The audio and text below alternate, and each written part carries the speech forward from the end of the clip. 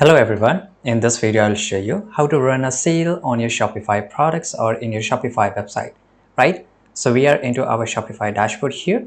So on the left side you will see a lot of options. The first thing you can just do, a change to get a sale on your product or put a sale on your product, that is just go to your discount section here, and here go and click on create discount.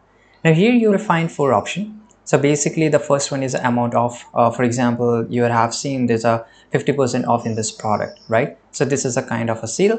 This is a kind of discount. Another discount: buy this product you will get this much of product free, buy one get one free.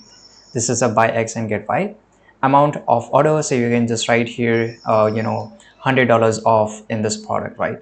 So basically in the amount of product, it is basically here there's a percentage, and here you get off on the total of the order value, or sometimes the monetary amount discount.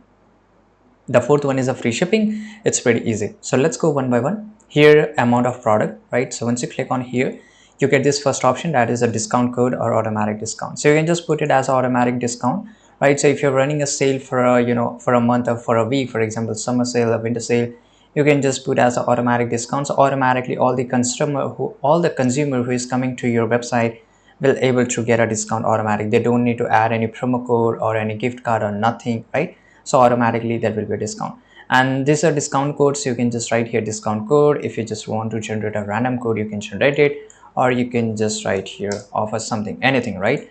And this is how you can generate it. And once you're done, here this is a percentage value. So I just want to give 50% off on all the products. Applies to, I can just give to a collection. So there is a different kind of collection, for example, summer collection or winter collection, new collection, on whatever collection you are having in your Shopify dashboard, right?